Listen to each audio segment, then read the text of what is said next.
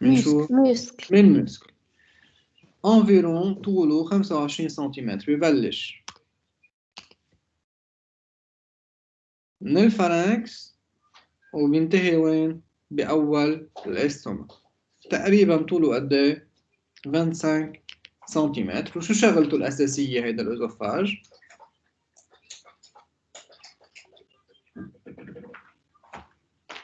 شو شغلته الأوزوفاج؟ يعني هو ينقلها بالضبط، يعمل للبول ترانزيسيون أو أليمنتير ينقل البول أليمنتير من الفارنكس للإستوما. كيف؟ هلا بنشوف كيف. هلا الفكرة إنه الأوزوفاج حكينا إنه ميوسكل وممبران. إذا عملنا كوب ترانسفيرسال للأوزوفاج، شو بنلاقي؟ من جوا لبرا. من جوا بنلاقي الميوكوز مثل باقي الأورجان التوب ديجستيف. دائما من البارتي البارتي انتيريور أو الانترن بنلاقي شو؟ الميوكوز اللي هي ابيثيليوم مؤلف من جلاند أميوكوس بيفرز لنا الميوكوس. ورا الميوكوز بنلاقي كوش تاني بنسميها سو ميوكوز، بيكون جنرالمون ريش ان فيسو سانجان او لانفاتيك، يعني بدنا دم وشوية لانف إذا صار في عنا التهابات. وطبعا في عنا فيبر نيرفوز وفيبر إلاستيك. الفيبر نيرفوز طبعا صار في عنا مشكلة أو بمحل معين يكون في عنا انفلو نيرفو حتى يتحكم فيهم إن كان فولونتير أو انفولونتير. هلا فوقهم في عنا الكوش دو مسكل اللي بنسميها المسكولوز. هالمسكل ممكن يكونوا دون فاسون سيركولير يعني مبرومين أو لونجيتودينال. بس إن كانوا سيركولير أو لونجيتودينال، هدف هالمسكل شو؟ إنه يقدروا يشدوا يعملوا كونستريكسيون وريلاشمون لشو؟ للأوزوفاج، بشكل إنه بس يعملوا كونستريكسيون يسكروا هالأوزوفاج يضغطوا على البول أليمنتير بشكل إنه ينزل لتحت. وآخر شيء بيكون في عنا adventice fibreux يلي هي كوش أو تيسيو كونجونكتيف مؤلف من plusieurs fibres. هلا البوزيشن anatomique de l'œsophage. وين؟ Il se situe dans la cage thoracique devant la colonne vertébrale. يعني هيدا هو الكاج thoracique هون، بس مش من البارتي antérieure، من البارتي postérieure. Juste devant quoi? La colonne vertébrale. وين الليميت لإله؟ هي جونكسيون entre l'œsophage، عفوا هي الليميت له هي بداية الفارنكس وبداية الاستوما. بداية الاستوما بنسميها كارديا. هلا بناخدها بعد شوي. فإذا شو الفونكسيون الأوزوفاج؟ مثل ما كنا عم نحكي هي ils vont se contracter pour pouvoir. عم تسمعوني؟ ايه دكتور. Eh, donc, les muscles de l'œsophage vont se contracter pour pouvoir permettre la propulsion de la nourriture vers l'estomac. هذا الموuvement بنسميه péristaltisme. شو يعني péristaltisme? C'est une onde de contraction qui se propage de proche en proche et provient de la contraction des fibres musculaires. يعني إذا بنطلع على الصورة شو عم بصير فينا؟ بنبلش هذا بالأوزوفاج كامل يعني طوله 25 سنتيمتر. أول ما يفوت البول أليمنتير فات تعمل كونستريكسيون هالميوسكل بشكل إنه يدفشوا للبول أليمنتير لتحت. بس تخلص أول كونتراكسيون. بونجور دكتور. بونجور يا جماعة. أنا هلا تيجي قرأت كونتراكسيون فيه. تانية، بيرجع كونتراكسيون تالتة ورابعة وخامسة بشكل إنه يعملوا شو؟ vague de contraction، يعني أكثر من كونتراكسيون متتالية بشكل إنه شو؟ يدفشوا هالبول أليمنتير من الدبيو للأوزوفاج للإستومك. اوكي، هيدا الموفمون او الفاغ دو كونتراكسيون بنسميهم شو؟ موفمون بيريستالتيس. اتفقنا؟ اوكي. واضح؟ بذكركم وي. لحد هلا البول اليمونتير اي ديجستيون عم بتصير بقلب؟ هلا ميكانيك هون. لا، لحد هلا الميكانيك خلصت وين؟ بقلب البوش. هلا اي تيب دو ديجستيون عم بتكفي؟ هل نزيد شي انزيم زياده على البول اليمونتير؟ لا، بعد نفس ذاته. بعد نفس الانزيم اللي هي شو؟ جليسيد. يلي هي الأميلاز ساليفير. أوكي. بما أنه بعض البول أليمنتير مؤلف من أميلاز ساليفير، يعني ما نزاد ولا أي أنزيم تاني عليه، فإذا أي تيب دو ديجستيون بتصير؟ ديجستيون للبروتيين ليبيد أو جلوسيد؟ جليسيد. للجلوسيد. فإذا حتى البول أليمنتير هو ونازل بقلب الأوزوفاج ديجستيون للجلوسيد عم بتكفي، ولحد هلا بعد ما في عنا لا ديجستيون بروتييك ولا ليبيديك. أوكي؟ طيب هالبول أليمنتير اللي تكون بقلب البوش راح على الفارنكس، نزل على الأوزوفاج، هلا لوين بده يوصل؟ على استوما. على الاستوما. بقلب هالاستوما تحديدا حيوصل لوين؟ يعني هيدا الكارديا يلي هي أول بارتي من الاستوما. فإذا نزل بالأوزوفاج لحد هلا كان بعد في عنا ديجستيون بس للميوسيد، وصلنا لوين؟ للكارديا يلي هي أول بارتي من الاستوما. L'estomac, c'est quoi? C'est un réserve de type musculaire entre l'œsophage et l'intestin. هي partie sous forme d'un réservoir. Position anatomique لها وين؟ تحت الأزوفاج، أو إذا تكون هي الوصل بين الأزوفاج والintestin. Position anatomique, c'est un organe thoraco-abdominal. قسم منه موجود بالتوراكس، قسم بالabdomen.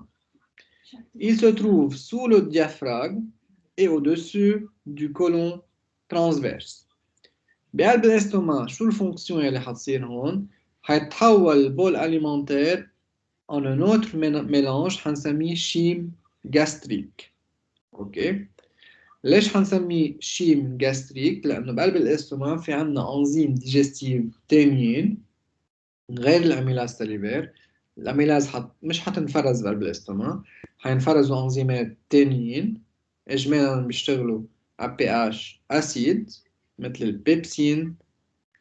هودي الأنزيم حيحولوا لنا البول أليمنتير، أو حيبلشوا يعملوا ديجستيون للبروتيين بقلب هالبول أليمنتير، والأنسامبل حيتحول من بول أليمنتير لشي حنسميه شيم جاستريك.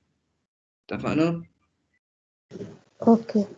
هلا إذا بدنا نقسم الاستوما شو بيتكون؟ أول بارتي نسميها الكور. C'est une partie verticale dont la partie supérieure se nomme grosse tuberosité أو نسميها فوندوس.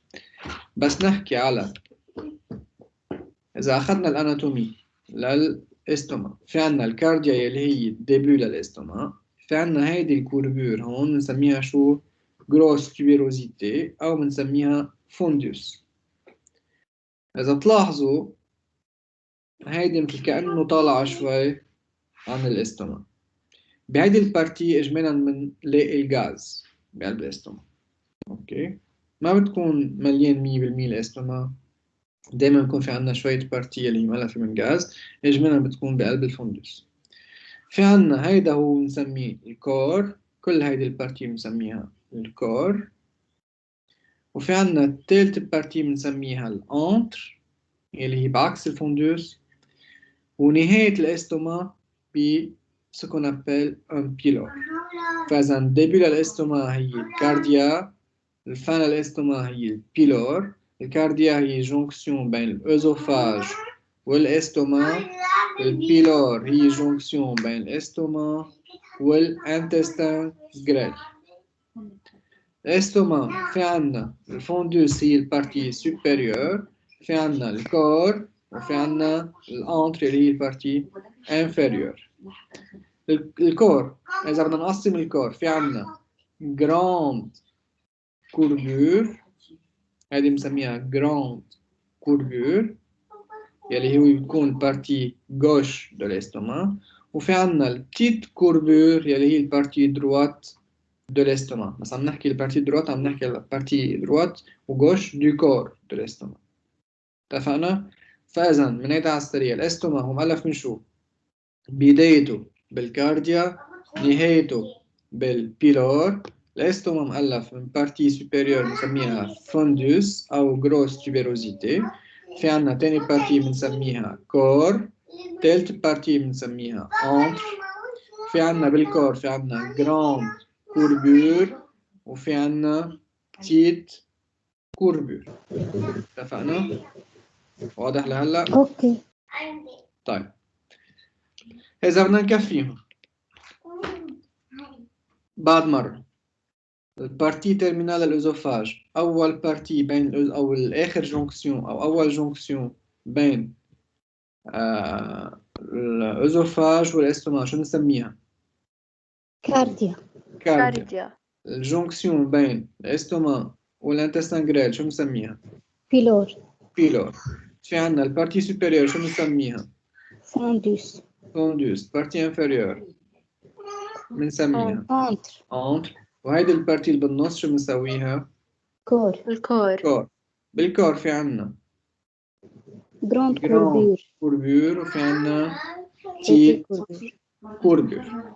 مثل ما قلت لكم بقلب الفوندوس دايما في عنا une poche permanente d'air. دايما في عنا شوية هواء بالفوندوس بالاستوما. اوكي. إذا بدنا نفصل أكثر أي تيب من السلول موجود بقلب الاستوما، الاستوما بتعرفوا أنتم إنه بيعمل ديجستيون لشو؟ للبروتين. معناته بس نحكي على ديجستيون للبروتين، بروتين بنعملها ديجستيون dans un milieu acide. اوكي. يعني معناته بقلب الاستوما هون في عنا سكريسيون لانزيم او بده يكون الميليو بقلب الاستوما هو ميليو اسيد، بس نحكي بي اتش اسيد يعني بي اتش انفيريور ا 7 ممكن يوصل ل 5 اوقات 4. طيب الاستوما مثله مثل باقي الاورجان للتيوب ديجستيف مؤلف من ميوكوز دائما بتكون اون كونتاكت ديريكت افيك لاليمون. بعدين في عنا فوق منا في عنا الميوكوز واخر شيء في عنا سيروز.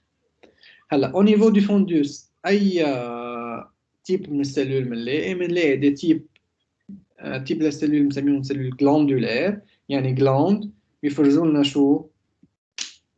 بيفرزوا لنا شو بيفرزوا الجلاند؟ أنزيم. الانزيم. اهم سلول اللي بيفرزوا الانزيم هن بنسميهم سلول برينسيبال كي سكريت الانزيم qui fait la digestion des protéines بقلب الاستوما اللي بنسميها بيبسين. بيبسين. اوكي. وفي عندنا سيلول بنسميهم سيلول باريتال يلي هن بيفرزوا لنا الاسيد يلي هو الاتش سي ال يلي بيعمل لنا اسيديفيكاسيون للميليو بقلب المعده لحتى يعمل لنا اكتيفاسيون الاتش سي ال. ليش المفروض يكون موجود بقلب المعده؟ il va faciliter la gestion des protéines et en plus il va activer l'enzyme يلي هي البيبسين. اوكي. وفي عندنا ثالث تيب من السلول بنسميه سلول بيفرزوا لنا الميوكوس بنسميهم سلول اميكوس حتى يعملوا بروتكسيون لهالميوكوس، لانه في حال كان في عندي سكريسيون اسيد كتير كبيره ممكن هذا الشيء يعمل ديجراداسيون للباروا للاستوما، فدايما بنلاقي شويه ميوكوس بقلب الاستوما. هودي السلول اللي بيفرزوهم بنسميهم سلول اميكوس. هودي كلهم وين بنلاقيهم؟ بقلب الفوندوس. فاذا بنلاقي سلول باريتال بيفرزوا لنا اتش سي ال، سلول بيفرزون برينسيبال بيفرزوا لنا البيبسين، وفي عندنا سلول اميكوس بيفرزوا لنا الميوكوس. ودائما بعد الفوندوس بنلاقي شو؟ اون بوش دير بيرماننت. ماشي حالنا لهلا؟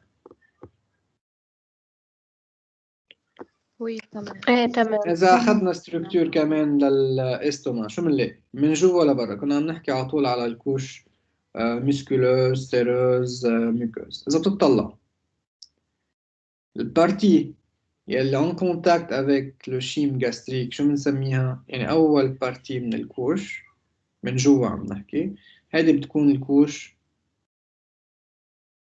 هيدي يلي هون فاتحة، يلي هون الكولوراسيون اللي لها تقريبا كمان جاية على روز، هيدي بنسميها الكوش مسكولار. عفوا هيدي بنسميها الكوش ميوكوز. فوق الكوش ميوكوز في عنا الكوش مسكولوز يلي هن في عنا 3 تيب دو موسكل موجودين بقلب الاستوما. في عنا كوش بنسميهم كوش اوبليك حسب الاورينتاسيون للفيبر مسكولير. في عنا كوش بنسميهم كوش اوبليك. في عنا كوش بنسميها كوش سيركولير. في عندنا كوش بنسميها كوش لونجيتودينال. فإذا في عندنا 3 كوش مسكولير بيجوين فوق الكوش ميوكوز، وفي عندنا آخر كوش اللي بتغطي الميوسك بنسميها كوش سيروس أو ممبران سيروس. واضحة؟ نفس الكومبوزيسيون للممبران أو للكوش موجودة بقلب كل التيوب ديجستيف. يعني إذا مشينا من البوش كمان بنلاقي ميوكوز، بعدين مسكولوز، بعدين سيروس. بالأزوفاج كمان في عندنا ميوكوز، فوق منها مسكولوز، فوق منها سيروس. بالاستوما ميوكوز، فوق منها مسكولوز، فوق منها سيروس. هلا بحالة الاستوما في عندنا 3 كوش للمسكل. أول وحدة اللي هي directement en contact avec la muqueuse بتكون كوش أوبليك، فوق منها كوش سيركولير، فوق السيركولير بنلاقي كوش لونجيتودينال. السؤال هو ليش في عندي هالقد موسكل بقلب الاستوما؟ لأنه الاستوما مش بس بيعمل ديجستيون شيميك أو انزيماتيك، كمان الاستوما بيعمل ديجستيون ميكانيك، لأنه بلشوا الاستوما يسكر شوي على بعضه، بيعمل كمان بيجرب يطحن أو يساهم بعملية الديجستيون للنوريتور. مثل ما حكينا النوريتور بس أو هالبول أليمنتير بس يصير بقلب الاستوما وينعمل يصير في عنا مثل ميلانج بين ال HCl وبين البيبسين وكل هالمواد اللي كانت جاي، كل هالنورتور اللي كانت جاي من الأزوفاج، بيتحول البول أليمنتير لشو؟ شيم جاستريك. لشيم بنسميه شيم جاستريك. وذكروني بقلب هالشيم جاستريك أي تيب من الأليمنتاسيون أو النورتور حيبلش يعمل له ديجراداسيون للبروتين. للبروتين. فإذا لحد هلا بقلب البوش فارنكس أزوفاج بس كان في عنا ديجستيون لشو؟ جلوسيد. للجلوسيد. بقلب الاستوما بروتين. بروتين. فإذا لحد هلا بعد ما صار في عندي ديجستيون لشو؟ للليبيد. للليبيد. الليبيد بعد لحد هلا بعد ما بلش الديجستيون يلي لهم. مش معناته إذا صار في عندي ديجستيون للجلوسيد وللبروتين إنه صار في عندنا ديجستيون كومبليت. معناته بلشت الديجستيون بالبوش للجلوسيد، بلشت الديجستيون للبروتين بقلب الاستوما، بس هيدي الديجستيون هي منا كومبليت. يعني بعد ما صار في عندنا ديجستيون كومبليت لهودي دو أليمون. واضح؟ طيب هيدا الشيم جاستريك لون بده يكفي هلا؟ بده ينتقل لوين؟ على الانتستان على الانتستان جريل. الوصلة أو الجونكسيون بين الاستوما والانتستان جريل شو سميناها؟